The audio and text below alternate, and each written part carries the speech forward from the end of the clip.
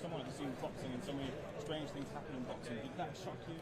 Of course, I was watching it on television. I couldn't believe what I was watching. You know, because we'd all read Ngannou of every boxing writer in the world said this fight should not be happening. I mean, it's very interesting. Eddie Hearn, who promotes Joshua, before the Fury fight, said Ngannou wasn't even fit to fight the Southern Area champion, Johnny Fisher. I might ask Eddie now, if he didn't think he could last 3 minutes with Fisher, how many seconds did he think he's going to last with Fisher? Let's get into the fight then. Do you feel that Francis has the assets here to the circumstances of him being a surprise package is gone? So the tape is there of him in the boxing ring now. Does that favour Joshua with the comeback streak he appears to be on, with the form coming into him again into this fight?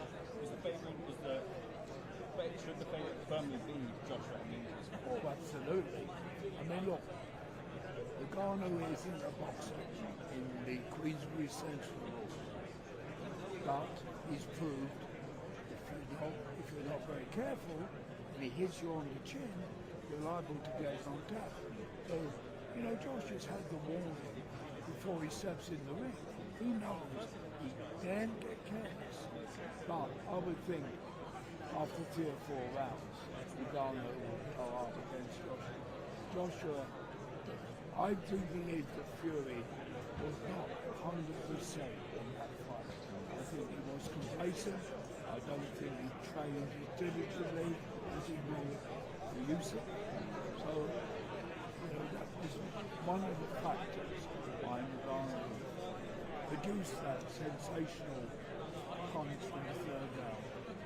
Would a conclusive Joshua win against Ngannou change the perspective for a potential fight with Fury and AJ? I mean, I don't care what's going on and has been going on with the British fighters. With one fight they want to see are cultural, and that is Anthony Joshua against Tyson Fury. Now, if Fury comes through against Usyk and doubt and anybody else in the line, I think Usyk has got a great chance of being the first one to beat Fury. But I think Tyson is beginning to decline. He's been at it 15 years, and I don't think his mindset is where it was a few years ago.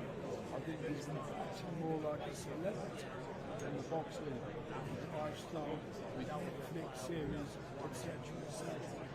So, if Fury comes through against Usyk and Joshua survives against Ngannou, obviously I think he will, there is the possibility next autumn we could see the fight everybody wants to see, Fury against Joshua. The only problem you would like to see that fight in the UK? It deserves to be in the UK, but money counts. And if we're going to make more money, you know, in Saudi, that's where we'll go. Colin, can you measure that for me? How close do you feel the fight between AJ and Fury is? In terms of the in-ring skill, do you feel the favourite in the given how Joshua is doing? Well, on paper, at this moment, Fury is the favourite. Unless he looks down against Usyk, also Usyk is fight another celebrate Joshua's fighting out. So, Fury will be the favourite if he looks good against Usyk.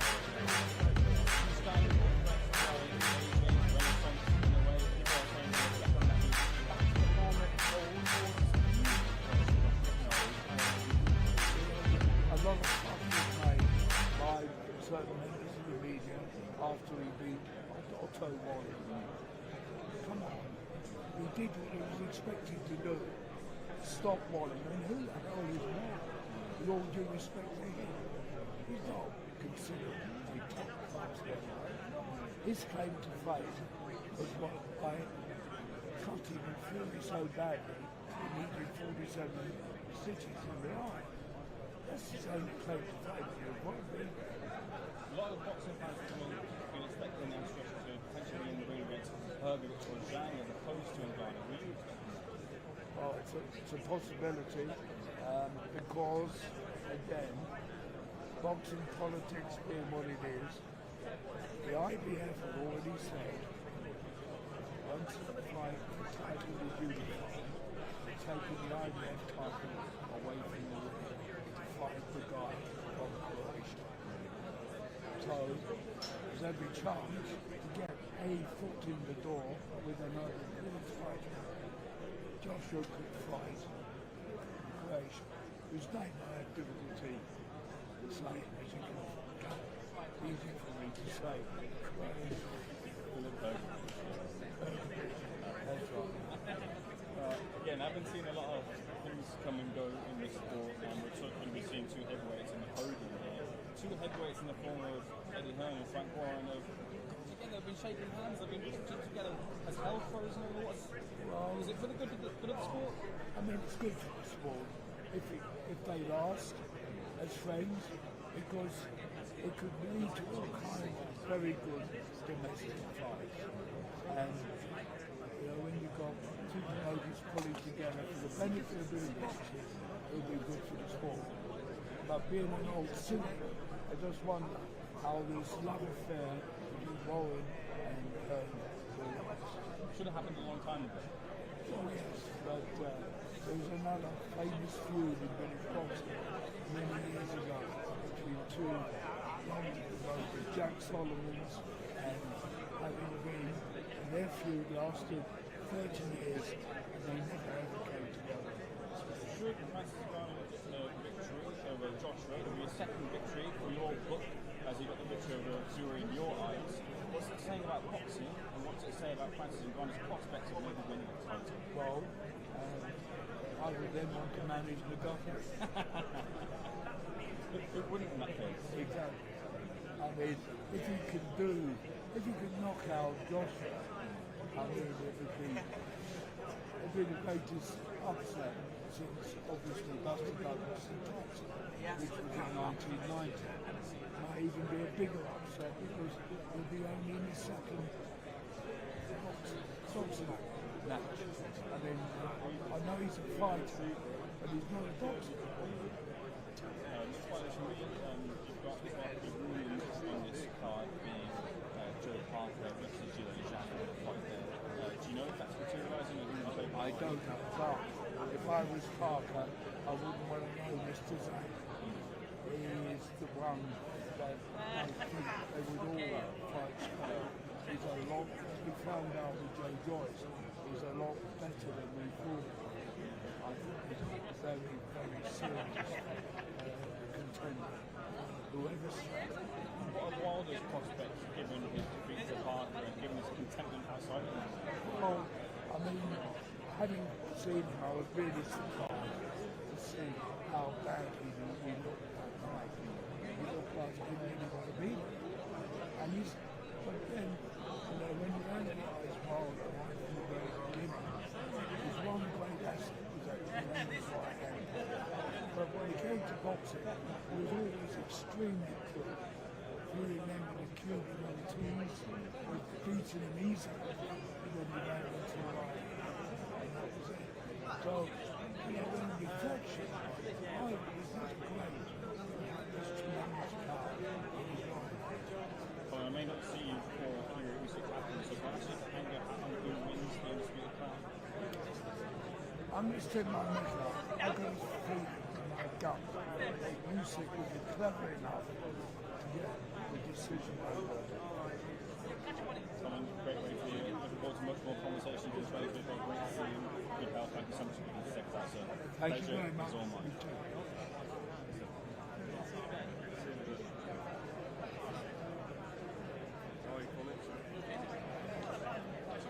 Same question, similar answers. John's got some unique ones. I might got to ask you about one fight, remember? One fight that you've been to. I always ask you about one fight you've been to. Oh, okay.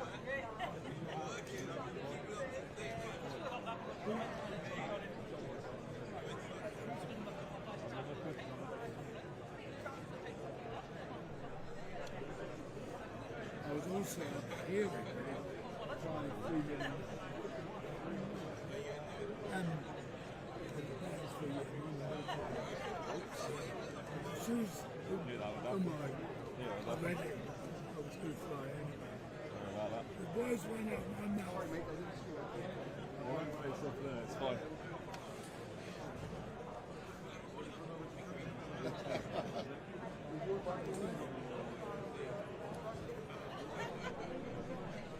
Is that alright? Like the foot of that on its side here. This is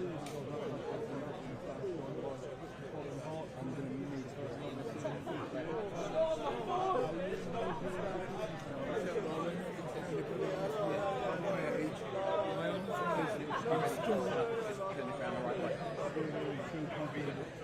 exactly that.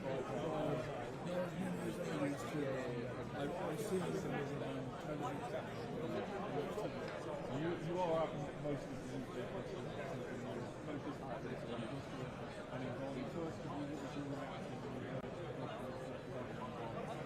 well, after the game at Field, I wasn't surprised the way boxing is going in this day and age. So I wasn't shocked, but I was surprised because I thought everything Joshua would be fighting somebody like Ngannou, who after all is not easily won. Money talks, and I think he's been paid God knows how many millions, and there was a referee to the referees. Did you see any reason it was more impressive, but I wasn't that overall like saying he's back to his best, and then at home saying this proves he's the best heavyweight in the world. Who is actually right, with all due respect to him. Joshua just went out and did what expectations.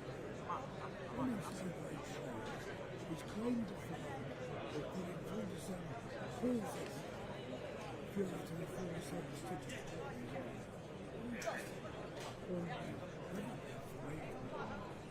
Your opinion on has it changed with you after that, or would you consider it the same as the Jack?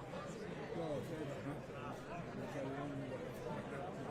I mean, I honestly believe watching Fury against realising that he was complacent, probably hadn't trained as hard as he should have done, without pushing it. I got complacent, and also I believe Tyson, 15 years ago, is beginning to become quite unsurprised, you should be surprised. Just thinking about this fight. How do you think this is going to out? Do you think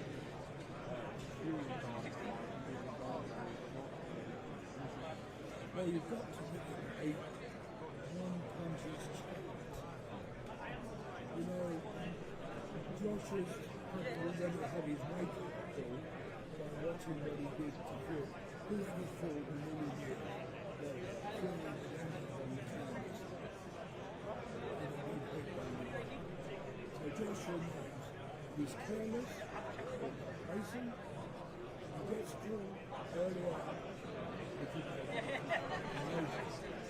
So, in the and I'm sure probably start with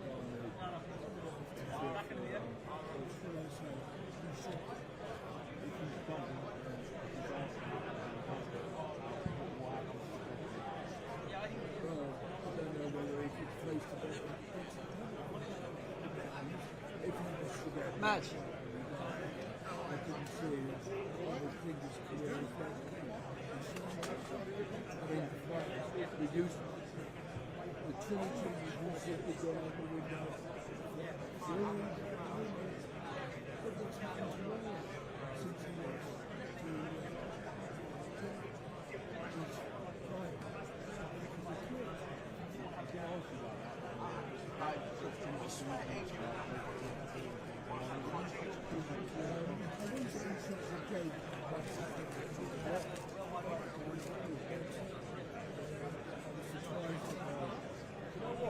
Let's go.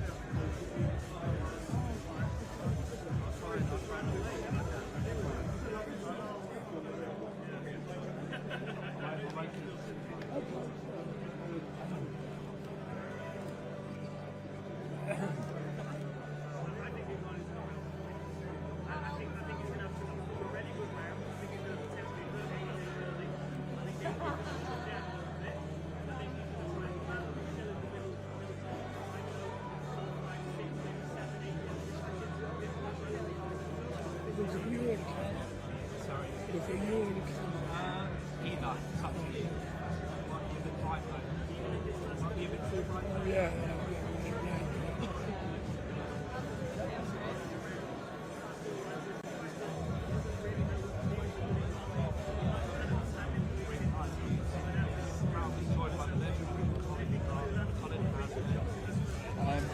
And everyone knows that potential now. Look at the age. My answer is always, I'm still here. Another crossover event. Frank Warren last time did a crossover event with Ngannou. Everyone laughed, no one's laughing now. No, we've got to be taken very seriously. Although, really, truly, Joshua should have gone to he's already had his wake-up call watching him Ngannou against Fury. He knows he'd then be complacent and he'd then make a mistake. Certainly, in the opening 2, 3, 4 rounds. But, let's face it, it's only happened, Ngannou's only happened a 6-5 under Queen and Joshua really should have no trouble winning.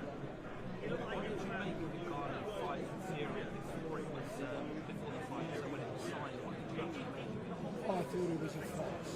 I'll be quite honest. I think it should never happen. I thought it demeaned Fury as world champion, WBC world champion. I thought it was demeaning his title. And I just realised that the amount of money the Saudis are paying, it was an offer that simply couldn't refuse. Same with Joshua. I mean, really, truly, it shouldn't be anything something like the guy. Like when you offer that kind of money, I don't know how much it is. I know it's millions. Absolutely. And obviously Tyson Fury did get tested in that fight. Do you believe he took it seriously or not? I think he was complacent, and I don't think he would deny it. I don't think he trained as hard as he should have. Do you think Joshua is an easier opponent for Ngannou than Tyson Fury? Will this be a harder test? Much harder test because Joshua is certainly going to be complacent. And he's obviously not taking a chance. In terms of Francis and Ngannou entering the world of boxing, people said he should be in the rankings as well, the heavyweight rankings. Do you believe he should be in like a top 10 or top 15 heavyweight? Well, I was told the WBC during the Fury fight was going to put him in at number 10, which is an insult to all the top 15 heavyweights in the world, for me. I mean, he hasn't proved himself as a top-class heavyweight boxer. At the end of the day, Test Fury, he did lose, so that's one. Well, you say he lost. On the scorecards he lost, I made On paper he lost, but obviously a lot of people think he won. He made a good account of himself. Also, we've got the fight just before this one. How do you see that? well, I'm going to step my neck out. I think Fury is in decline as a fighter. He's been at it 15 years. He's 35. I think his mindset is inside. I think he's living the life of a celebrity rather than a boxer. That in mind, and knowing how clever Usyk is, I think Usyk is going to win. Absolutely. Obviously, someone can beat Fury. It's most probably due to his skills and footwork, like that. And for Joshua, he's chasing world titles. Ngannou is probably the wrong opponent to go for, but obviously, as you said, it's money. Yeah, I mean, let's assume that he's going to win easily. So what's his next move? What's interesting, they've waited how many years? 24 years for a unified world heavyweight champion. We're going to get on the 17th of February for 5 minutes. The IBF has already said whether things are going to declare the IBF title value their number one contender for nation and fight for it. That could lead Joshua straight into the final division. Therefore, it could be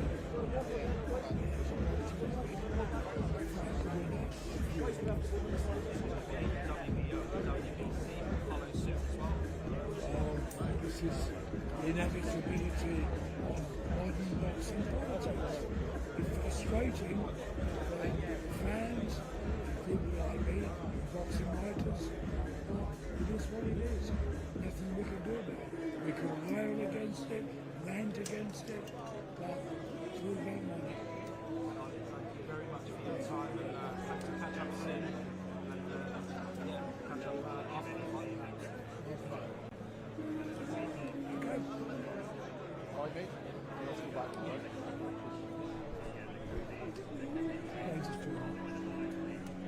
There's more water on the top and in the bar. Oh, is it? Yeah, yeah. There's containers on the bar.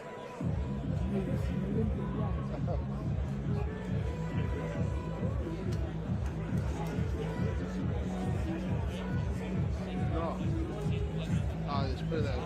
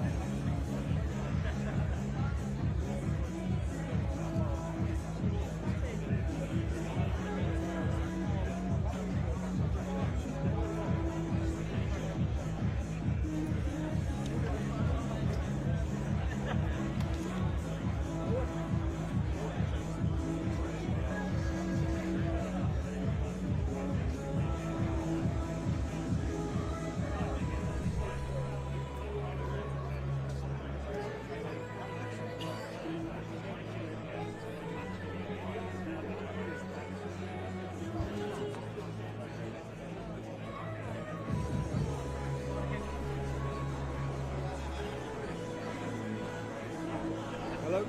Hey?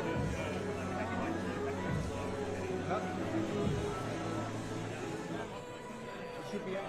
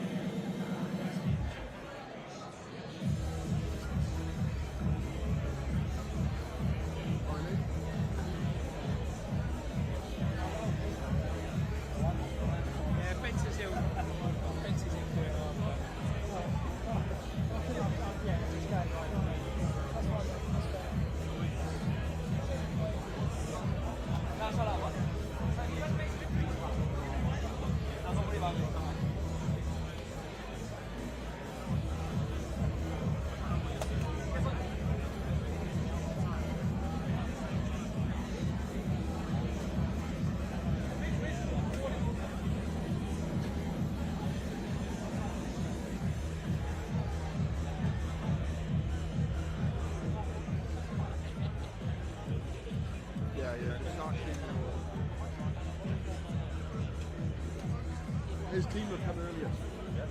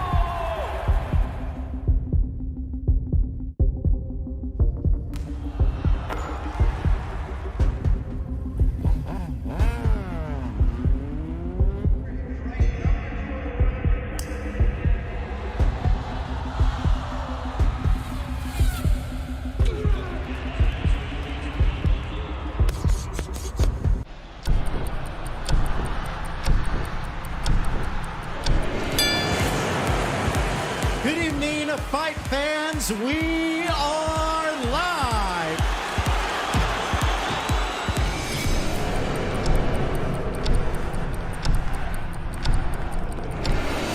Some breaking news. Sam Kerr is joining Chelsea on a 2.5-year deal. Wow, that's what it's all about. Wow, that's what it's all about.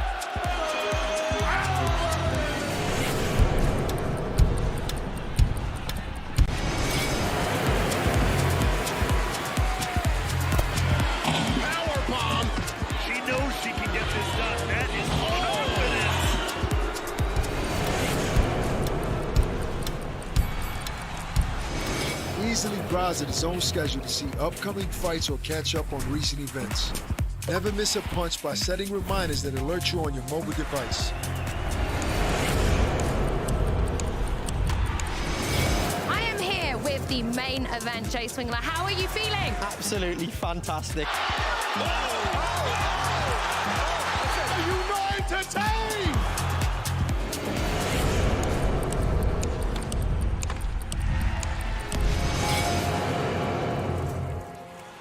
Watch where he catches this, and look at his body positioning, and he has to pull that back around under his feet.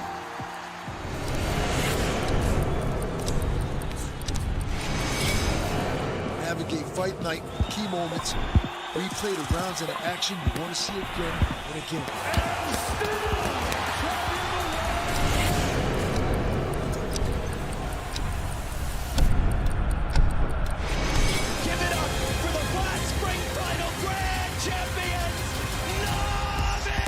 Into the water for the final time. He's won the race to go along with the championship.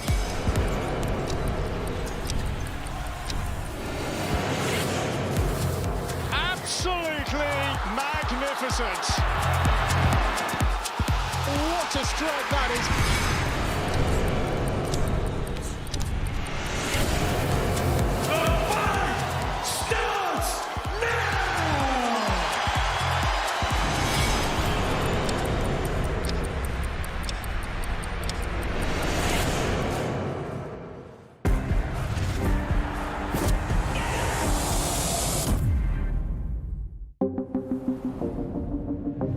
The following programme is recommended for those 16 and over, as it contains sporting violence, possible bad language, and flashing imagery.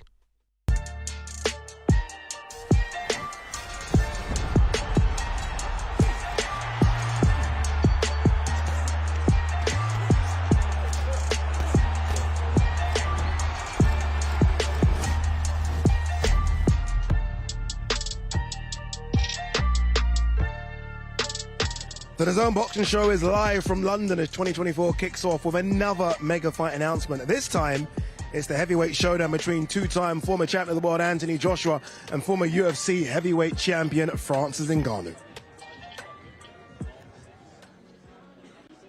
Yeah, we're inside the magnificent Outlet. Look at that. I mean, there are fight posters and then there is that. KnockoutChaos, AJ versus Ngannou. It's going to happen live on the Zone March 8th. That's a Friday as well, so make sure you put that one in your diaries. The world's press are here. We're ready for it. And I'm so excited that it's happening. And look who we've got with me as well. Dan Hardy, the outlaw. Dan Hardy, Darren Barker as well. Guys, none of us predicted this one. This was supposed to be a presser for AJ versus Deontay Wilder, right? I was looking forward to it. I had everything ready to say. All of a sudden, Joseph Parker upsets the apple cart, and in steps Francis Ngannou. What do you make of it? The show goes on. The show goes on. So lucky that we have such a big pool of fighters out there to sort of fill the spot, if you like. And all of a sudden, now we've got Francis Ngannou, puts in that unbelievable performance against, if you want to label him the linear... he is the lineal heavyweight champion. Lineal world champion. And, yeah, I mean, now we're here. I think he sees the moment, Ngannou. He's seen what happened to Wilder. I thought, I'll have that. Yeah, I spoke to him, Dan, and I said to him, like, why are you here? He said, look, I was watching the fight between AJ and Otto Volin, and I tweeted straight away. I tweeted His Excellency, got back to me and said, okay, do you want it? And here we are, Francis Ngannou versus AJ. I prefer this, and I know a lot of boxing aficionados won't like to hear this. I am more excited about this than I would have been for AJ versus Hrgovic. I'm being honest. I think this is a better matchup for Francis for a lot of different reasons. You know, I think Fury is very difficult to read. He's difficult to break down. You know, he's difficult to get inside his head, certainly. Even when he was picking himself up off the canvas, he was able to regroup and you know, get things back together, so he came off on the scorecards with the victory. I don't know if AJ goes through those first 3 or 4 rounds with the same kind of adversity, whether he's going to be able to keep it together for the next 6 when he's dealing with someone that's so unknown and unpredictable in Francis Ngannou. All right, stop this talk, Darren. Come on. You're here for boxing, he's here for MMA. And I'm going to go on the flip side there. I think this is a harder fight for Ngannou. There was stages, right, and I'm not getting carried away. There was stages in that fight with Fury that if you was to say, drag someone off the street who didn't know boxing, and you said, just quickly, watch 10 seconds of this fight, who's the novice out of these two? I bet you there'd be plenty that would have said Fury.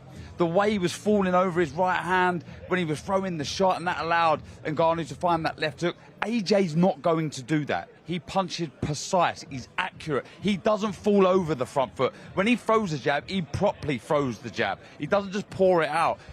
Look, that was a below par Fury. Playing devil's advocate, though, isn't that easier for Ngannou to read like an orthodox boxer, as opposed to someone like Fury that does everything? In my opinion, absolutely not. Because the fundamentals that can take you around the world, and he does them so well. He doesn't make many mistakes now. He's not as reckless, if I want to use that word, as he was back in the day. But this fight here against Wallin showed us glimpses, and I think he gets a little annoyed about people saying the old AJ. But when we talk about the old AJ, it's someone committing to their shots, fully rotating through their shots, looking to hurt their opponent, and that's what we're seeing with AJ now. Dan, how surprised were you with how good Ngannou looked against Fury? From a boxing standpoint, because you watch him in MMA, and look, we've watched him for years, it can be a bit erratic sometimes, but against Fury, he was very much an orthodox boxer who actually switched to southpaw a couple of times as well. The biggest surprise for me was his composure, honestly. Like, I feel like a big part of Fury's game plan was banking on the fact that Ngannou was going to be reckless, that he was going to bite on feints and he was going to lose his shape, that he was going to be there to be hit with counters, and he didn't. I think the patience of Ngannou really undermined Fury in those opening rounds. Like, I don't know if we're going to get the same version of Ngannou, because he's now got the confidence that he can do 10 rounds, which we didn't know at the time was a question in his mind going into the Fury fight. How am I going to feel? Now he has that confidence. He might pick up his pace. That's incredible, by the way. You know, that you build up to 10 rounds. To do 10 rounds. Yeah, where are the 4s and 6s? It's incredible. It is incredible. You know what else is incredible? Every time I see Anthony Joshua, and I've been covering AJ fights for the best part of 10 years, he's the biggest man in the room. Like, physically, he's the biggest man. I just did the face-off between AJ and Ngannou. I can tell you now, AJ is not the biggest man in the room. Ngannou is enormous. Yeah. He's enormous, the size. And again, he's enormous, but he's got mobility with it. And now he knows he's got an engine that can go 10 rounds. Yeah, and we saw, you know, the other thing I think there was a surprise for Fury was the strength of Ngannou on the inside, the posterior chain, you know. Fury being so tall, being able to weigh down, bear over people, like I would expect him to use against Usyk, he was never able to put himself in that situation against Ngannou.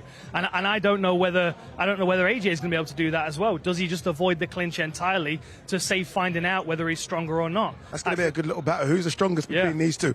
One bone of contention, a lot of fight fans have picked up on it, and you guys can say if it's wrong or right. The WBC have now ranked Ngannou within the top 10. He's a top 10 heavyweight. Now, look, you smile straight away. Yes, I don't know. What do you make of that? I mean, no, I get it. You put in a good performance against Tyson Fury, the lineal champion, but there'll be a lot of other heavyweights that are not in that top 10. They'll be like, well, 1 second, what's going on here? It undermines them slightly. But then, look, if you put in a performance like that against the champion, if you like, the number 1 as we see there, then you do deserve a solid ranking. It's crazy. It's so unheard of, this. It's so alien that we can't quite get our heads around it. But one thing is for sure, just before that first bell on March the 8th, the energy in the arena is going to be electric. It really is. And look, you've got to congratulate Ngannou on the risk he's taken, his story. And I'm not just talking about the story of him going from Cameroon to Spain to France. That's another story that will be told, and trust me, it will be told properly. I'm just talking about the story where Dana White offers you a contract. You say, no, I don't want that contract. You leave the UFC risky. You leave the UFC. All of a sudden, you fight the 2 biggest names in the heavyweight division, arguably 2 of the biggest boxers out there. He's rolled the dice on himself, and his numbers have come up. And that, in the mixed martial arts world, is the biggest story. Is backing himself and taking that risk, because there are so few fighters that would ever, especially with their heavyweight belt around their waist, go, you know what? This might be my last fight. I'm going to step out and see what free agency looks like. Because he didn't know any of this was waiting for him. Yeah. He didn't know there was a PFL contract there waiting for him, so he's got other MMA opportunities as well. I mean, we're going to be watching this movie in a few years' time, no doubt about it. Yeah, who's going to play Francis Ngannou? That's the problem. All right, look, so many great fights coming your way on the zone in 2024. Make sure you stay locked in. This will be the greatest atmosphere you have ever witnessed in a boxing ring. Every time he threw the hooks, they had effect. What a fight! Straight down the pipe, and then the finish was emphatic. Tremendous action. Unbelievable. Professional record of perfect boxing history is about to be made. Still, this is a championship fight.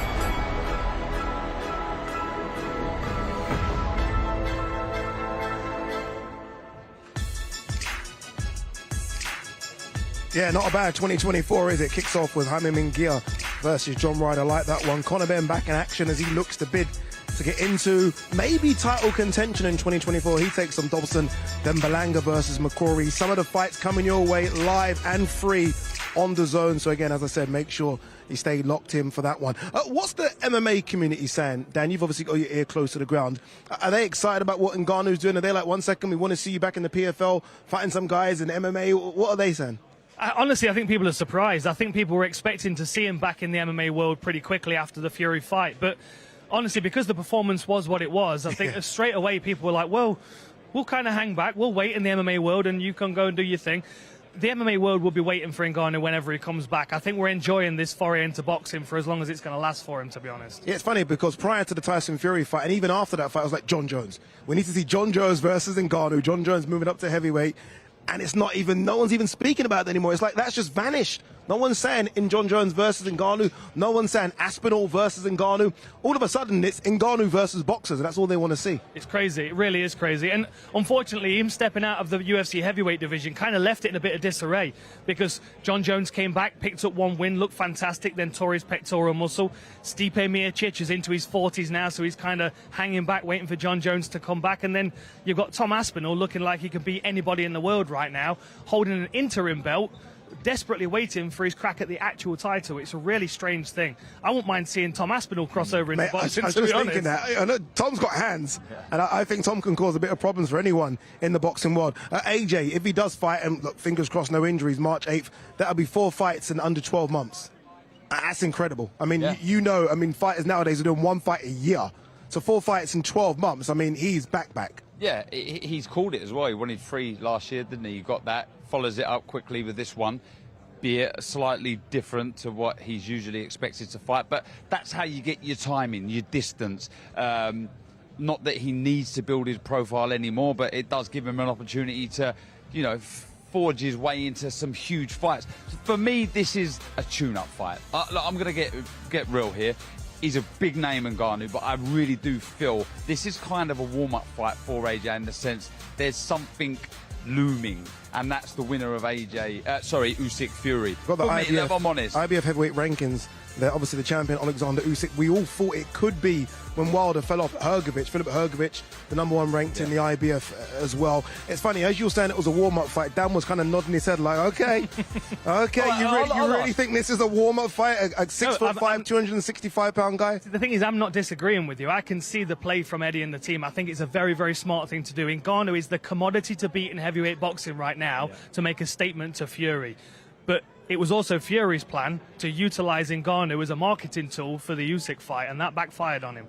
Do you give him a chance? Absolutely, I give him a chance. I give him more of a chance. Genuine chance. I give him more. I picked Fury in the last fight. Yeah. I said Fury was going to stop him 5 or 6. I always felt like AJ was a better matchup. Partly psychological and partly because he's more susceptible to getting hit with big punches.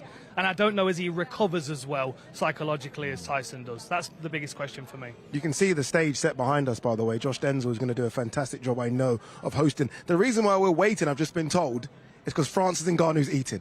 You can't stop a big man eating. You imagine the size of that meal. What's the meal? Your guess is tweet them in at DAZN Boxing. What is Ngannou eating right now? All 280 pounds of him. In terms of Ngannou staying within the scene, like say he were to lose to AJ, and the odds would suggest he does lose to AJ. What does he do? Does he stay within it? I mean, do you then take another couple of steps down to, I don't know, Martin Bakoli, Chisora? What do you do? Well, he's got only two other names, in my opinion, to fight. Wilder's still a massive draw, and Usyk. Yes. I mean, how would he get up for a lesser opponent? I mean, it's incredible that we're talking like this. A novice, a no-bout boxing novice, fights the best in the world, and now he's fighting arguably number 3 best in the world, if you want to call AJ that, rank him there. I mean, it's unheard of. It's unheard of. Could you imagine, though, if Ngannou was to win? Yeah. Like, if he was to win, I mean, how that would completely change the landscape of boxing. All right, I think they're ready for us. I think Josh Denzel's ready to get this show on the road. So without further ado, let's get this one underway. Let's throw over to your MC, your presenter, Mr. Josh Denzel. Hello everyone and welcome to London for the announcement press conference for the Anthony Joshua against Francis Ngannou, which is taking place on March the 8th at the Kingdom Arena, Riyadh, in the Kingdom of Saudi Arabia. This event is appropriately titled KnockoutChaos. This fight is part of this year's Riyadh season, which since October has fast become the global destination for big-time boxing. Now, in 6 short months, Riyadh in the Kingdom of Saudi Arabia has played host to 4 of the biggest fight nights in recent history. We had Fury against Francis Ngannou. We had the huge Day of Reckoning card, and we also had Fury, of course, against Usyk, which is coming up. The first undisputed heavyweight title fight in the 4-belt era, and now, of course, Anthony Joshua against Francis Ngannou, 2 of the most devastating punchers from their respective divisions. Now, this historic event, this historic fight night, will be brought to you and the fans worldwide by the General Entertainment Authority of the Kingdom of Saudi Arabia, GIA, in conjunction with Queensbury Promotions, Gold Star Promotions, Seller, Gimmick Fight Promotions, and 258. Now, at this time, I would like to introduce the fighters to the stage. But coming first, Ngannou's longtime trainer, Dewey Cooper.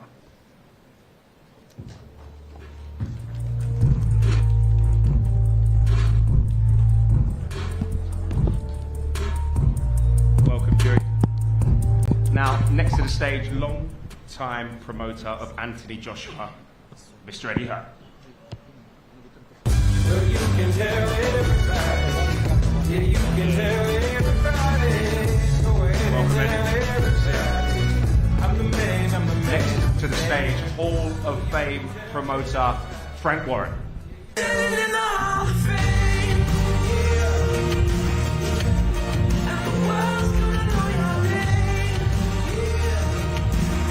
Welcome, Frank. I think it's time we speak to the fighters. Please welcome the Predator, Francis Ngannou.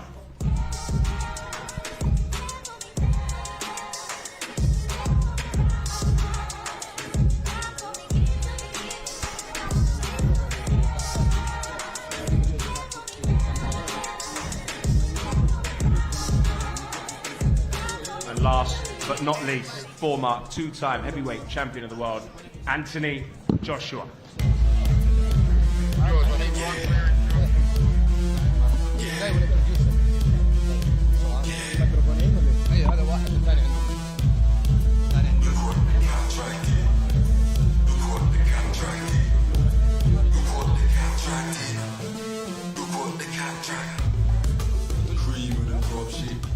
We would like to, at this time, thank the hosts and the people that made all of these huge fight nights that we've seen over the last few months, the last couple of years possible.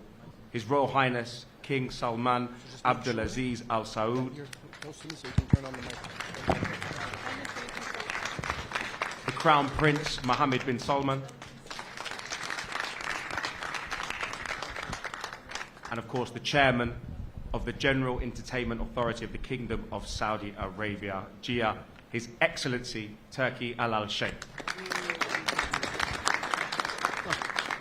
And I'd like to throw to His Excellency, who's stood up there on the balcony, to say a few words about this historic event.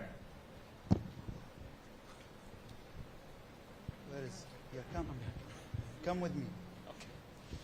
Sorry, I want to speak in Arabic, please. في البداية أحب أرحب بالجميع. To start with, I would like to welcome everybody tonight. أتقدم بخالص الشكر لمولاي خادم الحرمين الشريفين حفظه الله. And I send all my thanks to the custodian of the two holy mosques, King Salman bin Abdul Aziz. ولسمو سيدي رئيس مجلس الوزراء قائدنا الملهم عراب الرؤيا داعمنا اللي لولا الله ثم هو ما كنا نقدر نعمل أي شيء من هالشيء. And my thanks also extend to His Royal Highness Crown Prince Mohammed bin Salman, our guiding and inspiring leader. May God bless them both. I need from you 3 minutes to talk about important things. احنا حريصين في المملكة العربية السعودية أن نقدم للأسواق مباريات مهمة. We are in Saudi Arabia take extreme care to present to the markets very important matches. الجمهور في اعتقادنا أننا نحرص أن يحصل على مباريات قوية بأسعار مميزة. The fans also would like to receive and have access to important matches in very good prices. لهذا أنتم تشوفون النوعية هذه من المباريات. And this is why you see and you are watching and seeing this type of matches being promoted. أنا أتعامل مع الملاكمين والبروموتر كأخوة لي. I deal with the boxers, the sportsmen and their promoters as my brothers. عندهم أرقامي الخاصة ويتواصلون معي بشكل مباشر. They all have my private number and deal with me directly. احنا بنحاول فكرة جديدة في عالم الملاكمة. أعتقد أنتم تشوفون البوستر هذا اللي مستوحى من ستريت فايتر جيم. We are trying to impose or present some new form of promotion of this game, and you can see that it is inspired by this type of poster that you can see in front of you, which is inspired by Street Fighter game. أن أيضا بتشوفون الكوميرشال والبوستر للمباراة الكبرى Ring of Fire on 17th of February. And you also see the posters and the promotion of the biggest fight, which is going to happen on the 17th of February. Okay. The Ring of Fire. You understand now why is Joshua against Ngannou? I do understand. I don't know, but clearly there is an important match coming up. You will see the result of this match. It will connect about the result of the 17th of February. This is our idea. Yeah. Thank you. You're excellent. I hope I will tell all the people said to me, don't talk like this, Ngannou, but I think you will understand me. You know, I look to you as a brother, but I want someone to stop you. I want the boxing. You are قاعد تحوس عالم الملاكمة عندنا. You know, keep looking, he's brother. Looking for you somebody from the yet. world of boxing to stop you. Yeah, and I think it will be tough match. You see the last virgin of Joshua. We get him back, and I think it will be something huge. The result of this match, it will go in the future. In 24, we will try with Eddie and Frank to deliver to the market very big fight. This is the important thing. And second, I want to talk about two cards I want to do in 24, and I want to see it. The first card, it's between Frank against Eddie. Each one of them will choose 5 fighters and do night against each other. Done. We'll do that. The third thing, I want to see Arator and Bubble, and I want to see it in June, and I will speak with Top Rank, inshallah, about it. All the fans want to see it. In the end, I hope to have big fight, and I want in the end to show Joshua and Ngannou what's waiting for them after the result. Please, can you put it in the screen after the result? This is will wait for them after the result of the fight in the 8th of March. Thank you, everybody. Thank you. And I hope you enjoy it. Okay, one question. There is one more question that His Excellency have time for. Your Excellency, you mentioned about making all these huge events in Saudi Arabia. What's your response to some of the promoters, like Oscar de la Hoya, saying that some fights he's not sure should go to Saudi Arabia? We will miss him. Thank you.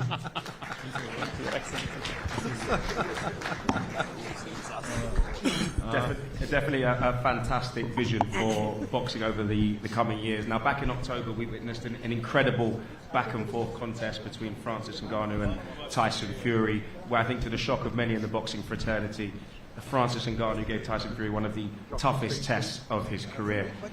And safe to say it was a superhuman effort as a novice boxer in his first professional fight.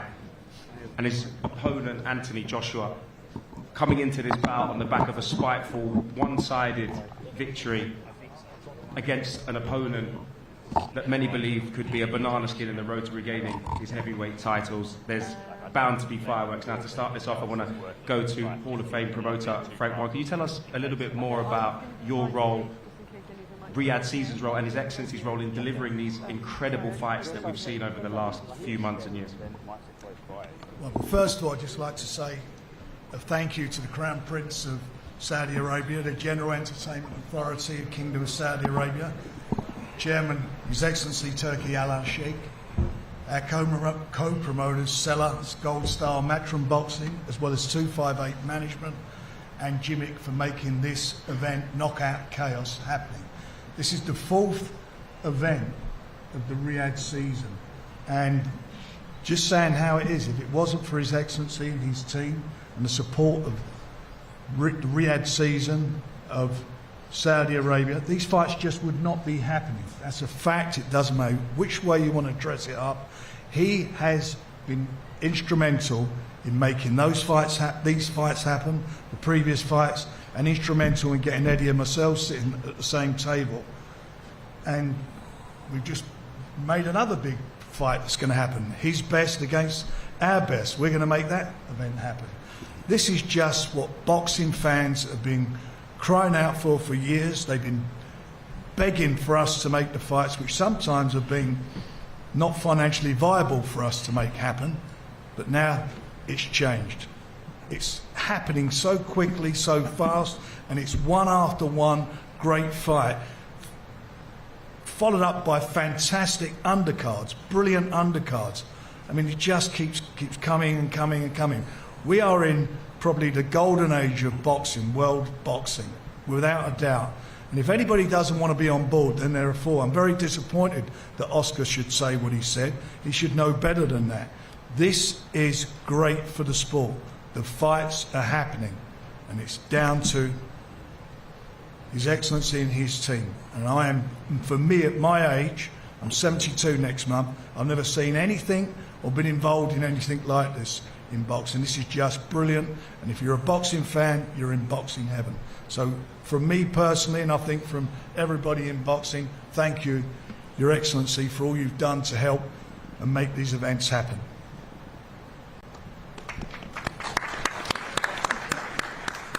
Now, Frank, I think this is a fight that maybe even just a few months ago, I think not many of us expected to be at the table seeing Anthony Joshua against Francis Ngannou, but with Francis's incredible performance against Tyson, and of course Anthony Joshua coming off the back of 2 consecutive knockout victories, there's bound to be fireworks in this one. There will be, you know. I'll say how it is, but you know, prior to the last fight with Tyson and Francis, I genuinely thought that it would be a tough fight for a short period of time, but I then thought that Tyson would get the better of him and win the fight very early on. But it turned out that Francis brought something to the boxing ring that I certainly never expected, and that was that he could actually box. We knew he was a tough competitor. We knew he could punch. We know that he's going to be a handful on the inside because that's the way MMA fighters fight. But he was more than that. He was a switch hitter. He got his timing right, and he put Tyson, I think, through one of the toughest fights he's had for a long, long time. He put him on the floor. I will say I generally also felt that Tyson had an off night, and came through it all. But, you know, this guy making a debut like that surprised everybody. Everybody was surprised. And I think AJ, I'm going to take my hat. Except me. Except for you, that's true. And your team, they've done a great job. But I take my hat off to AJ for taking this fight, because he's fighting somebody. I know now there's video footage and you can see what Francis has done in a boxing ring, which Tyson didn't have the benefit of. But, you know, what has Francis learned from his first fight? Is he going to be a better fighter? Because he's going to look at things and feel that he could have done things differently that he can bring to the ring next time round. So I think for AJ, I think he's I think he's going to be in a tough fight. I think this is knockout chaos, because I think it will be a knockout. They both got bombs in their hands, and it's going to be interesting to see how the fight develops. You know, I do think it will be, as the bell goes, I think because of their styles, it will be explosive. So for the fans, it's going to be something extra, extra special. And for the winner, as His Excellency said, the big fight's happening on the 17th of February, part again of the Riyadh season with Tyson and Usyk. The winner of that, would we like to see him with the winner of this fight? Everybody in this room would love to see that. Everybody in boxing would love to see that. So everybody's got something to aim for. And it's huge. It's a huge moment in time for boxing. Heavyweight boxing has not seen this happen in my lifetime. Big fights like this happening one after the other. So it's a fantastic moment. Eddie, I know you enjoy doing an interview, which sometimes gets you into a little bit of trouble. You were one of the first people to say you weren't convinced about Francis Ngannou's boxing ability, but after the Tyson Fury fight, you were very quick to give him his flowers and commend him. But you still believe there are levels between Francis Ngannou and your man Anthony Joshua? Yeah, I mean, firstly, just want to echo what Frank said. You know, thanks to the Crown Prince and, of course, His Excellency. This is like, I likened this earlier, this whole experience to Championship Manager, right? Imagine being the biggest fan in the world of boxing and having the ability to sit in a room and put fights together at the drop of the hat that the fans want to see. And, you know, in just 5 months, we have seen Fury against Ngannou, the Day of Reckoning card, Fury against Usyk, AJ against Ngannou, and so much more to come. This is such an incredible opportunity for boxing, and it's being delivered. And I know that, you know, we talk about His Excellency a lot, but you're talking about someone who has an incredible passion for the sport of boxing, someone that's unbelievably knowledgeable. I mean, you know, I thought that Ngannou against Fury was going to be a mismatch. And he told me off, he said, you're going to be wrong. And I said Callum Smith was going to beat Beterbiev, and he told me I was wrong. And it shows that he knows his boxing. I met Francis Ngannou, we were just talking, maybe just over or under a year ago in Las Vegas. He told me about his ambition to be in big boxing events. You know, firstly, I met a guy with an unbelievable story. I met a guy with a very strong mind, but I didn't take him seriously, if I'm honest. I just have never known anybody to waltz into a sport and compete, and in my opinion, and it was very close, in my opinion, beat Tyson Fury that night. It's never been done before. You know, he may be unlucky that he's not sitting here as the world lineal heavyweight champion on his professional debut. So now, as we said earlier, we take him very seriously. And after that fight, which we give him unbelievable props for, I said the biggest fight out there, outside of Fury against Usyk, is Joshua against Ngannou. And we'd already signed the Deontay Wilder-Joshua fight, and as soon as that show finished on December 23rd, His Excellency said to myself and Frank, we need to talk. What is the biggest event we can do on March the 8th? And the answer was this. In my opinion, you have the two biggest fights in the heavyweight division happening within 3 weeks of each other in Saudi Arabia. It is an incredible opportunity. For AJ, as Frank says, there's big jeopardy in this fight. This man is going to be the undisputed heavyweight world champion. I truly believe it. But he's doing it the difficult way, going through obstacles and what some might call immovable objects in this man to my left. The giant of a man, the former UFC heavyweight world champion, but now a guy that we take very, very seriously in the sport of boxing. This guy's on a roll. He's with a great team. And we just cannot wait. This is a dream opportunity for the sport of boxing, and we're also invested to give the fans incredible nights, and this is another fantastic fight for Riyadh season. 100%. Now, we've spoken about him. It's time to speak to somebody who knows him very well, his trainer, Dewey Cooper. Now, Dewey, your man shocked the world, but didn't necessarily shock your team in that incredible performance against Tyson Fury. That must give you huge confidence going into this fight against Anthony Joshua. First of all, greetings to the media here in London. Assalamu alaikum to Your Excellency, Turki al-Sheikh.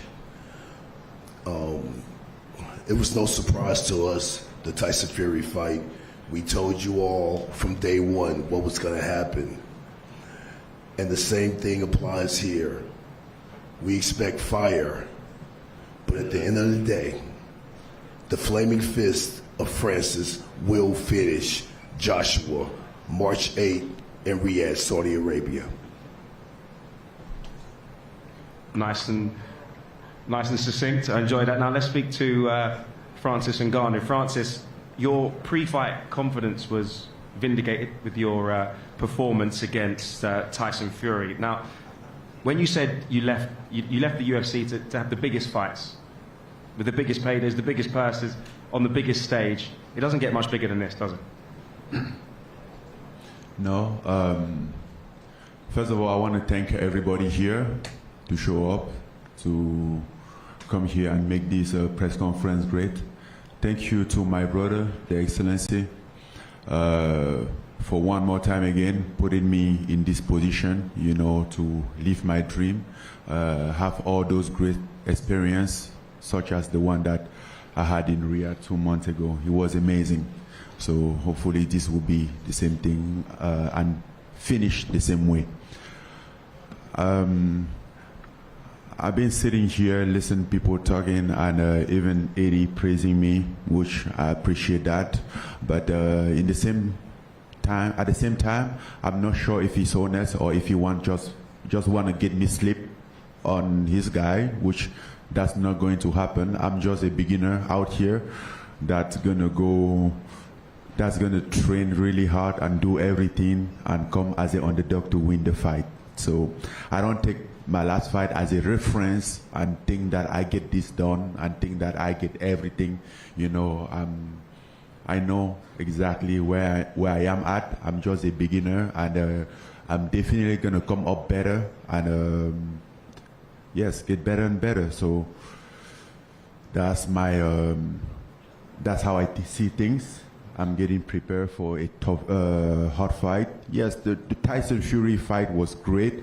It was awesome, but that's now in the past, and I have a new challenge in front of me, and I take it even more serious now than before, because now I think there is something more on the line, which is probably the undisputed. So let's see.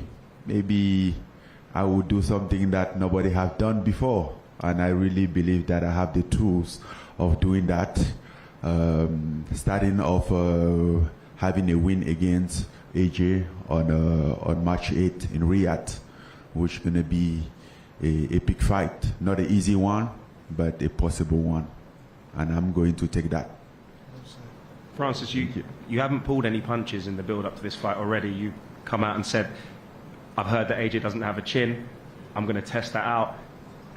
Is that your plan? Is it seek and destroy? Well, I'm going to fight him. So what do you think I'm going to do? Is to look for his chin. I mean, that's what happened in the fight. In case you, in the fight, you're trying to hit somebody in the chin or wherever you can hit him, right? And then, yes, I heard that he doesn't have a chin. I don't know if it's true or not. We're going to I hope I had an opportunity to test that out. That's my wish. That's what I'm wishing for. It's time to bring in Anthony Joshua, unfazed by those comments at the moment. AJ, I'm sure, as for you as it was for many of us here, it's a slight curveball to be sat here with Francis Ngannou on that end of the table. I know Wilder was a potential opponent after that day of reckoning fight. That kind of went out of the window. What was your first thoughts when you heard of Francis Ngannou as a potential opponent for you? No problem. Just not. It was you'll fight anybody. I know you're chasing belts. I know you want to be 3-time heavyweight champion of the world. Is this part of that plan? Every fight leads to somewhere. So this fight is my everything, my soul, my spirit, my mind, my body, and we'll see where it leads me. But right now, I'm not thinking about any championship belts or anything. My main focus is Francis, and to be fair, getting through intense, focused training camp, because realistically, how I train is how I fight. So if I get victory in my training camp, I'm sure I'll get victory on the night. So that's all I'm focused on. Right now, we're going to put the belts on hold because my main focus is getting through training camp and getting to the fight successfully. It feels like you and Ben have really gelled this through the last camp and through now. You know, people are saying, I know you don't like to hear people say, oh, it's the old AJ's back, etc. What is it like working with him, and how have you found that going into this fight? It's really good working with him, the whole team at the academy.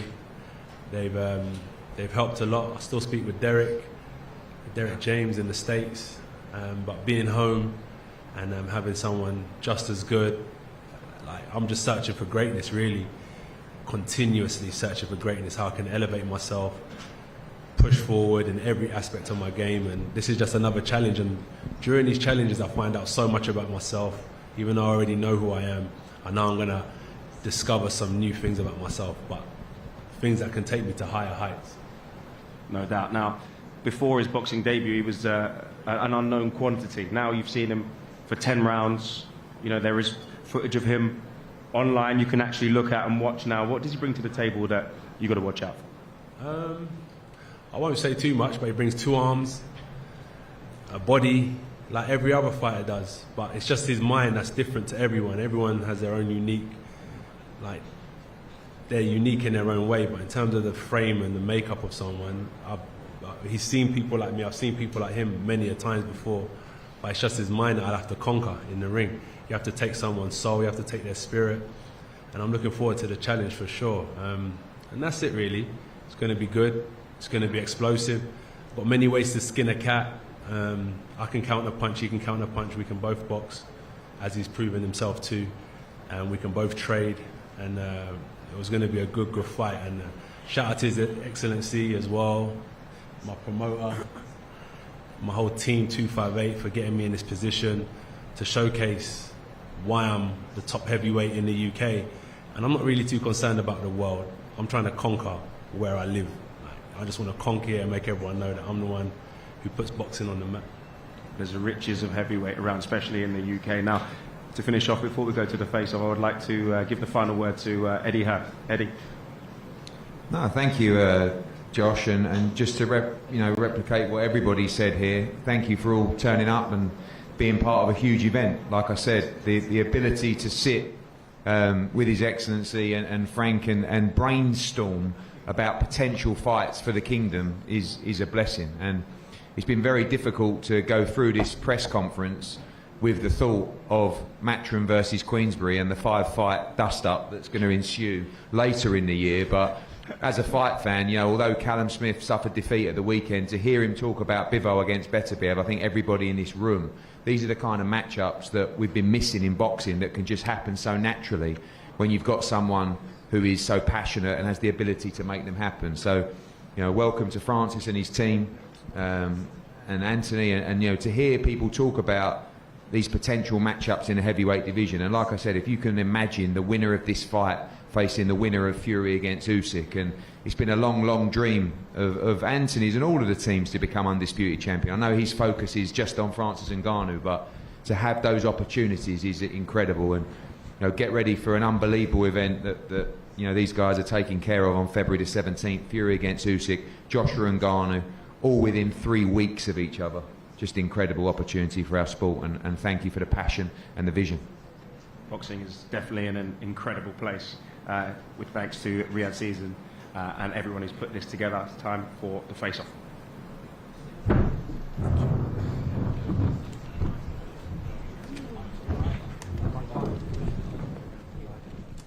There you go. That one done and dusted very quickly. Very quickly. I needed a bit more. I wanted more. I wanted to hear more from Ngannou and AJ. But this is it, right? I guess talk is cheap, and they're going to throw hands March 8th live on the Zone. Remember, that's a Friday as well. So again, mark your calendars. That's a Friday. And look, on that very quickly, I've always thought that MMA, boxing, whatever it is, should be every day, like every other sport. I hate that the fact that it's just a Saturday. I grew up on ESPN Friday Fight Nights. Fighting should be every single day of the week, so I think it's a good thing that it's on a Friday. I agree with you. We've got some Thursday events. I'll fight any day of the week. You know, you boys know me. Yeah. If there's a fight to be had, I'll be watching or getting involved. I agree. You know, especially with all these fights being made, we don't want clashes. Like, this is going to be a massive Friday night event. It's going to make room for the weekend. There's going to be big fights on the weekend as well, but this is going to cast a shadow over everything. I really want Ngannou to remove. Look, I love what he's wearing. As an African as well, I think it's fantastic he's wearing African attire. But I want to see the size of him. I want to see this size comparison to AJ. I'm desperate. Unit. He is a unit, isn't he? He's a unit. You were saying, Dan, I mean, look, the reach and height advantage lies with AJ, but he's a solid unit. He's a lump, Ngannou. And for me, tactically, he has to impose that size, that presence from the off. He needs to try and get close. Here we go. This is it, right? Come on, get a bit closer, gentlemen. Don't be afraid. Come on. You're right. I mean, AJ, you'd say, what, inch and a half taller? Yeah, tiny advantage in height, but the depth of Ngannou is ridiculous. And if you remember, it was Fury that eventually managed to get him to take his shirt off on the stage in Riyadh. It was, yes. He's not much for taking his shirt off, which I don't blame him if he's, you know. I would if I had that physique. I'd be walking around Stratford naked. Top off all the time. But look, I mean, look, it's going to be an incredible fight. And look, it's so hard to predict because this wasn't in my thought process. No. I already had AJ versus Wilder in my thought process, and I had the breakdown of that. I haven't broken down anything yet because I didn't expect this, Dan. No, yeah. I mean, it is really intriguing. It's alien. It's unheard of, bar the Ngannou Fury fight. But like I said before, at the top of this, the energy, and you'll agree, Dan, the energy before that first bell is going to be electric. It's going to be wild. I mean, you know, it was on the night, but just the anticipation of not really knowing what to expect, and that, to be honest, was coming off the fighters in the camps as well, because the whole event was a very special, very unique situation. You guys will know this better than me. Anthony Joshua, did he seem very quiet, or is he normally that composed at press conferences? I think a bit quieter than usual.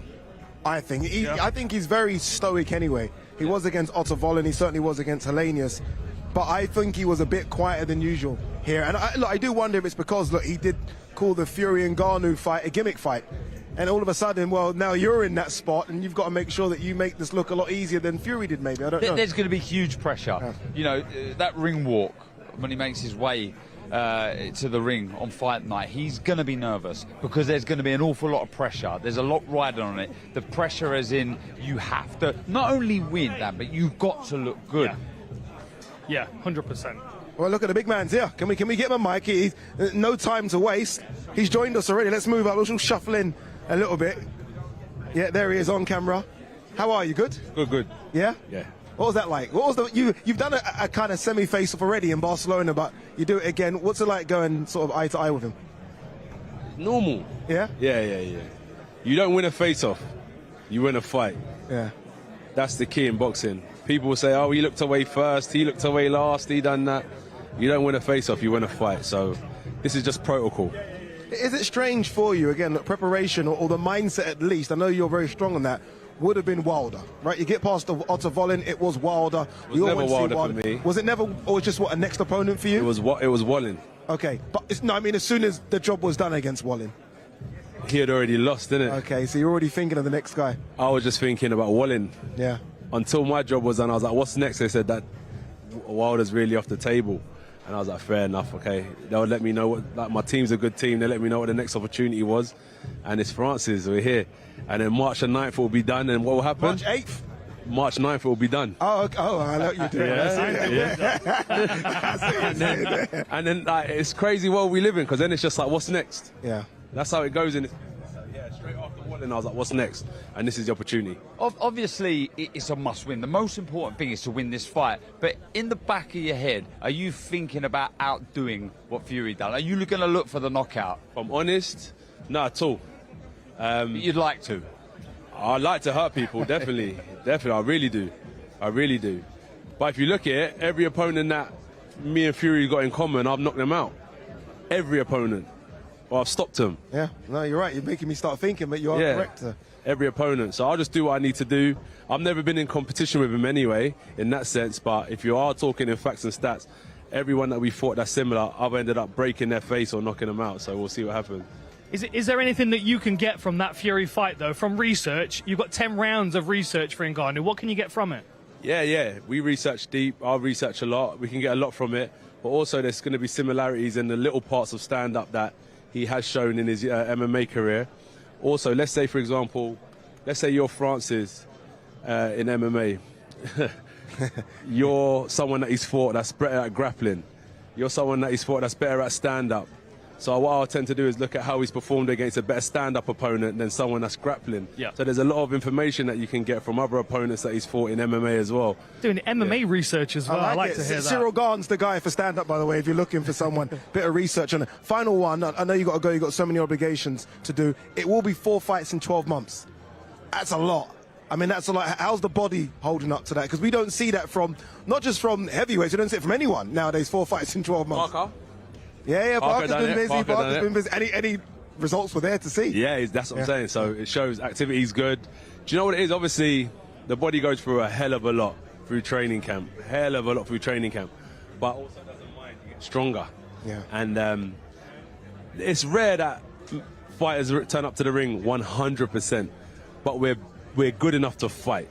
That's the main thing. We will always be ready to fight. So 4 fights in a year, no problem. I feel good.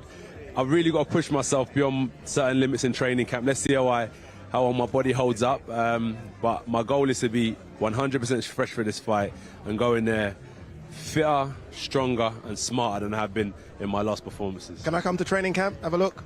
Don't ask me, go ask the coach. Sparring Can I come? No, not sparring. I actually don't. A water carrier. I actually don't. I'll carry your Lucasade bottle for you and give you. You could actually be my Go on. What job? My video analysis guy. There you go. I can do Cyril that. Gahn and that. Yeah, you know. see what I'm saying? I can do that. Nigerians stick together. You know what I mean? You know what I mean? All right. So many big fights. So many big fights coming your way on the zone. Munguia John Ryder is one of them. He wants to take on the world. Could it be the next big thing?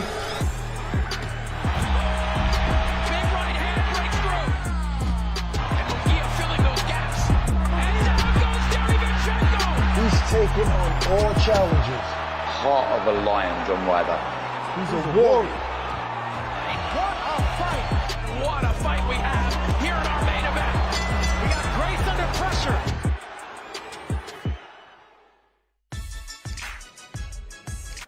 So many big fights coming your way on the zone. I mean, Munguia versus Ryder, absolutely fantastic. That's a 50-50 scrap for me. Conor Benn in action as well. Great to see Conor Benn in action against Dobson and then Belanga, McCrory, all part of your DAZN subscription. We make sure that you are well and truly covered here on DAZN. As Anthony Joshua leaves, Eddie Hearn enters. Eddie, this is the big one. He's a big old lump, isn't he? Jeez.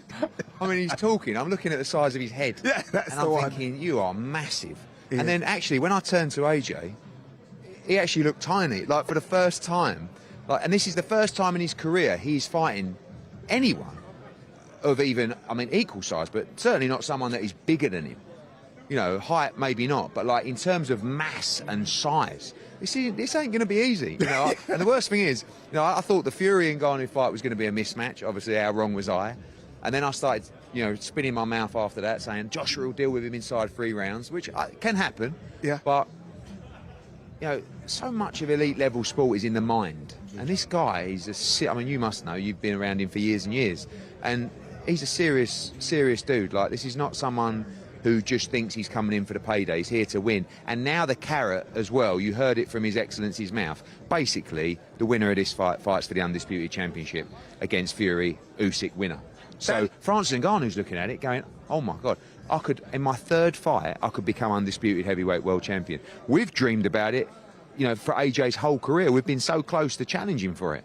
And I just said to him just before the head-to-head, I said, 2 wins and you're undisputed world champion. And we've got to switch on now because this could be the trickiest of all of them. Yeah. Because you just don't know what you guess get. those 2 wins apply to Ngannou as well. Dan, speak to the mentality of Francis Ngannou. Obviously, someone that you know comes from your world, MMA. His mentality, though, is a bit different, isn't it? It is absolutely, and you know, it's a good point you raised because you don't know how his mentality is going to change now he's done 10 rounds against Fury as well. He knows he's proven as a mixed martial artist. He knows he can hang for 25 minutes in the cage, but now he knows he can hang in boxing gloves as well. I wonder what you would think of him as a promoter. If you walked into a gym, Ngannou's never had an MMA or a boxing match, and you saw him, would you go, he's a special prospect, I need to get him signed? I said before the first fight, like, and I still stand by this, I think Francis can lose at many levels of heavyweight boxing. I'm talking about European level, I'm talking about British title level, but he can also win at those levels as well, and that's the jeopardy of heavyweight boxing. Like, look at him against Tyson. I mean, I said up there, what sport can you stroll into? And I know he's got a background, but let's be honest, he's never performed at any level in boxing. In what sport or what competitor can you name that has strolled into the highest level of any sport? You know, it's a bit like you having done a bit of running and going, I tell you what, I'll take on Usain Bolt, and losing, getting pipped on the post. What he did was incredible. I thought he won. He could have been the lineal world heavyweight champion in his debut. And in his professional debut, he fought Tyson Fury, and in his second fight, he's fighting Anthony Joshua. I mean, he's either going 1-1 or he's going 0-2, which is, by the way, no disgrace for the level he's jumping into. Incredible. Percentage-wise, I know you said he's got a chance. You believe he's got a chance. I'll ask you both. What percentage would you give Ngannou a chance of winning? Oh, man. Honestly, I give him a higher percentage than I did against Fury. I thought Fury was going to get to him eventually, tire him out. But I feel like this is a better matchup because AJ's a bit more fundamentally sound in his movement. I feel like there's going to be more for Ngannou to work off. But at the same time, he doesn't have the surprise factor here. So I feel like that's a detriment to him. It's a difficult fight to call, but for me, I prefer this matchup, honestly, than... I think as well, what you've got to do against Ngannou is you have to wear him out. And Fury, because of the caution that he showed through getting caught and feeling the power, and also, don't forget, he was about to announce the Usyk fight in the ring after. Yeah. After about 3 rounds, just went, do you know what, I'm just going to get on my bike here. I saw parts of that fight where Ngannou looked like he could be on the verge of getting tired, but Fury never made him work. So AJ, I want to see him work. I want to see him making Ngannou think, stabbing the body. You know, that straight right hand to the body that he showed against Wilding. You know, I say being strong in the clinch. I don't know how you can be strong in the clinch against this guy, but just making him work. But that comes with risk.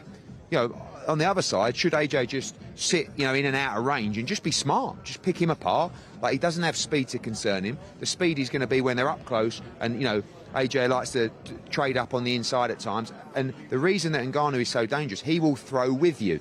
That's how he dropped Fury. Fury threw a combination, and Ngannou threw. And we saw that in the likes of the Andy Ruiz fight, where Joshua had him hurt, and Ruiz decided to fight fire with fire. You know Ngannou's going to do that. Yeah. Away from this one very quickly, obviously, look, we were supposed to be here for Deontay Wilder. Yeah. This was supposed to be AJ versus Wilder, and it was supposed to be the biggest heavyweight fight we've probably ever seen. Was AJ disappointed? Yeah, we all were. Yeah. You know, and it's like, you still read the comments like, oh, AJ and Eddie were so happy that Wilder lost. Are you mad? I mean, one, it was an absolute fortune. Number two, it was like... And I know Wilder was poor that night, but you saw why we were so confident in that fight. We truly believe that was a great matchup for us. And Wilder, even as poor as he was, can still beat anyone on any given night. So, you know, after the Fury and Ngannou fight, I remember, you know, going back to my hotel room that night thinking, that's the fight, AJ against Ngannou. Look at the size of them. You imagine those two when they weigh in. Like, they are two absolute, you know, atoms. And I think it's the best fight. And, you know, straight after that fight, December 23rd, when Wilder lost, myself and Frank went straight to His Excellencies, and he said to us, what are we going to do? He said, what's the biggest fight we can possibly make? And I said, mate, there's only one, Joshua and Ngannou. And, you know, as the magic man, bang, and it's up and running. And, like, tell me a bigger fight in the heavyweight division outside of Fury Usyk. There isn't one. And when these two come together and that bell rings, it's going to be a sight to behold in Riyadh. Yeah, it really is. Final one, Eddie, before we let you go. We heard His Excellency talk about you put your 5 fighters up and Frank does his as well. Is that realistic? Is that just all fun and games? Are we going to see 5 versus 5? In Riyadh last time, right, where we're all talking about all these shows, and His Excellency said, you know what I want to do? You versus you. Your best 5 against his best 5. You know, massive opportunities for fighters. I said winning bonuses for the team. You imagine where you've got a team event, right? You could be on first and you get beaten on points, but you know if the Matchroom team wins, you're copping a bonus as well. You'll be stitched up backstage, running to ringside, screaming for everybody. We have a reality TV show for, you know, the Matchroom house, the Queensbury house. Great opportunities, and we were saying earlier, like so many different levels. You've got Fury against Joshua, but you've got fights like to begin the night, like, you know, Nathaniel Collins against Hopey Price, just been ordered for the British Boxing Board of Control. Shabazz Massoud against Liam Davis. These are just the small ones to start off. Callum Smith against Yard. You know, of course, like I said, Fury against, like, there's so many fights we can do together, and you know, it was going to take something pretty special to get me and Frank. You know, we were borderline having Christmas dinner together. You know, it was that progressive. So, you know, long may it continue, and what a time for the sport. What a time for the sport as well. Remember, it isn't just boxing on the zone. We've got you covered with so many different sports as well. This is what's coming up in 2024. You only have 2 options. Either run with us or run from us. Yes, so many great matchups on this night. Oh, it's gone in. Net battle commence. My goodness, what a knockout. I'm the baddest motherfucker on the planet. Jake Paul can have a very bright future in the PFL. What a strike. This is the zone, and there's plenty more miles to go before we sleep. Loads of sports on the zone, and that's what it's about as well. Look, obviously, big boxing fan, but it's good to have other sports on the platform as well. You love everything. Everything, yeah. I'm not good at anything else, just sport. And I know you follow absolutely every sport when it comes to sports. Anything where someone's getting punched in the face. There's plenty of MMA on the zone as well. You got PFL and Octagon, all kinds of stuff on there. Yeah. Indeed, I like that. Eddie looked a bit nervous. Yeah. It's almost like, well, I signed up AJ for this thing which I thought was going to be easy, and then I saw Ngannou face to face, and I thought, well, 1 second, maybe not an easy night work. Do you know what it is? Because the pot of gold is so big, it's no greater. You know, the winner is going to fight for the undisputed heavyweight title. I mean, they're going to fight the winner of Fury Usyk. It's the biggest. Look, it's the marquee division in world boxing. It always will be. It's the glamorous division. It's booming right now, and the biggest fight is potentially there for the winner. So I can understand why he's nervous, because this is a banana skin. It's a banana skin because of the performance that Ngannou put it in against Fury. He's no nonsense. He's massive, and he can punch. What about from the traditional standpoint? I mean, it really, if it's not going to be Wilder and it wasn't, should it not go to be Hrgovic? Should it not be AJ versus Hrgovic? Again, I'm just trying to sort of appease everyone here. Boxing fans will say, 1 second, it should be AJ versus Hrgovic if AJ is real about becoming a 3-time heavyweight champion of the world. Yeah, look, I don't disagree with you, and if I'm in those rankings or trying to get my way into those rankings, I'm absolutely wanting the rankings to abide by the normal rules. This is it. But this is prize fighting, right? The politics in mixed martial arts and boxing have kind of skewed us away from the fact that you're putting a big pot of money on the table and you're getting the best guys to go for it. And that's what's happening right now. The guys in Saudi Arabia, Riyadh season, they've put a massive amount of money on the table, and it's wiped the table with politics, right? You've got Eddie and Frank sitting up there next to one another. We've got MMA fighters stepping in against world-class boxers. Money has solved the problem, really, hasn't it? It's put these massive purses on the table and created opportunities. And if you're not worth the attention, then you're not going to get those opportunities. You've got to be as marketable as the fans want you to be to get those fights, right? Riyadh season's been incredible, isn't it? I mean, His Excellency has put on some incredible shows. I mean, you almost have to kind of rewind yourself back to what happened with Fury versus Ngannou. We've had AJ versus Otto Volin, Parker versus Wilder. We've got February coming up with Fury versus Usyk, and then we've got this one. All happened in a space of, 5 months? Yeah. 5 months. We've had all those 4 cards in 5 months. It's crazy. It's crazy. Yeah, but it's like Eddie said there. It's like championship manager, being able to make all these fights. When you've got someone like His Excellency who loves the sport, he loves entertaining the fans and putting on these mammoth shows. We were walking around. It was the first one that I went to in Saudi, the last one, Day of Reckoning, and we were just looking around and saying, wow. This is incredible. I've got to cut across you because I can see the big man here, Francis Ngannou, is about to make his way in front of us. It'll be rude for me to let you keep talking when the big man is making his way to us. Mr. Chairman. We meet again, brother. How are you? Good, good. Yeah. How was that? Was that different to Tyson Fury, wasn't it? I mean, Tyson Fury, I was here for the Fury one. That was a bit more crazy. Fury took the mic and started dancing and screaming. Yeah. In that sense, it's different. I mean, Fury and AJ are two different personalities. Yeah. AJ is more calm and Fury is more like crazy type of showman. Yeah. But good fighter. Good, very good great fighter. fighters. As you are as well. I think you've proven that now as well, Francis. Francis, this must all be incredible for you. I mean, you're already a superstar in UFC, right? I mean, again, your story, and we'll speak about that another time, but to fight Tyson Fury at the time, the #1 heavyweight in the world, and then to fight Anthony Joshua, let's just say #3 heavyweight in the world. You're fighting #1 and 3 back-to-back in your first boxing fights. That's crazy. I'm Francis Ngannou, man. I always done crazy stuff.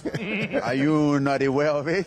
I'm aware. I always done crazy stuff, and that's why, like, sometimes or most of the time, people don't understand me when I do my stuff, you know.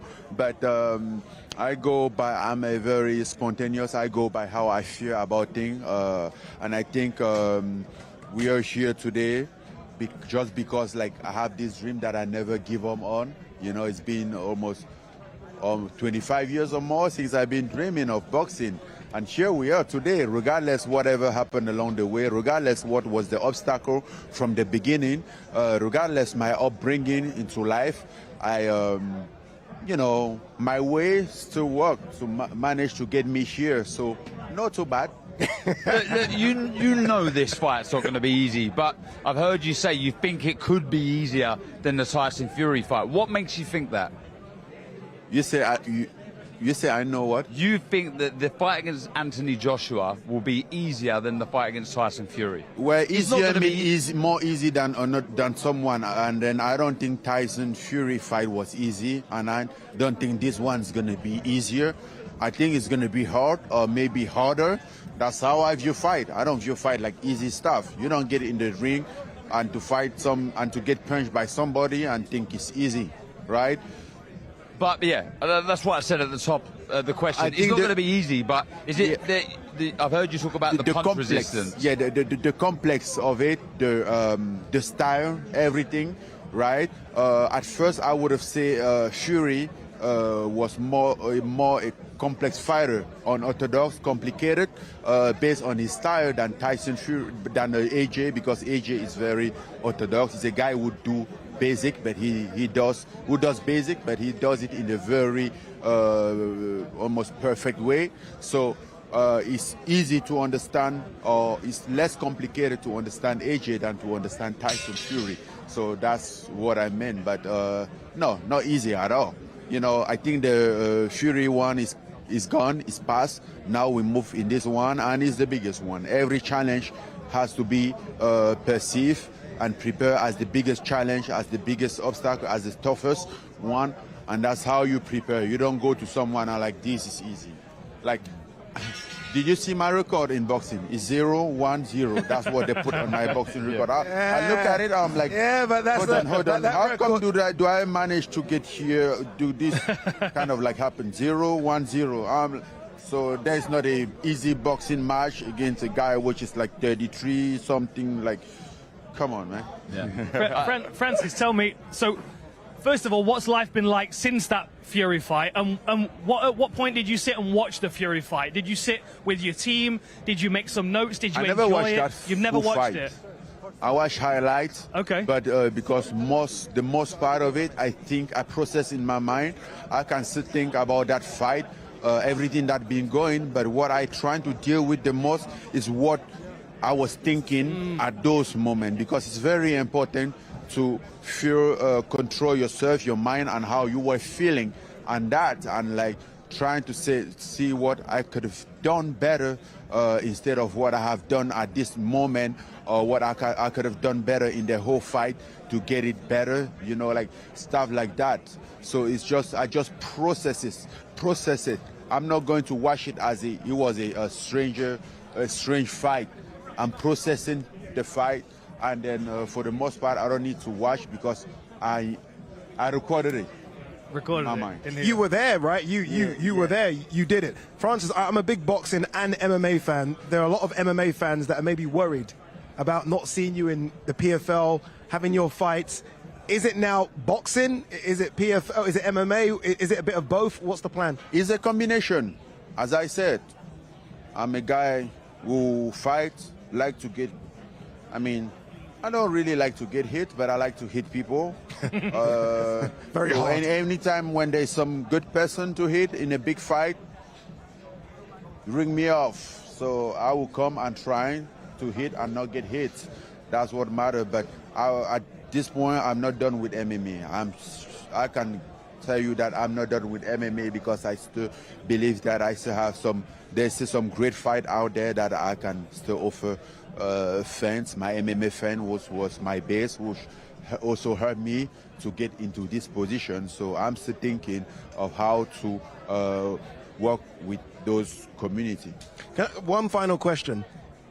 Forget this fight for a second. Yes. If they were to offer you a fight next, and you can make this fight, right? We've got all the magicians who can put this fight together. Rematch against Tyson Rematch Fury or John Jones. Rematch against Fury. Rematch Fury or John Jones. Rematch against Fury. Okay. Yeah? Okay, there you go. No Rematch question. against Fury. Because I have a taste of unfinished business.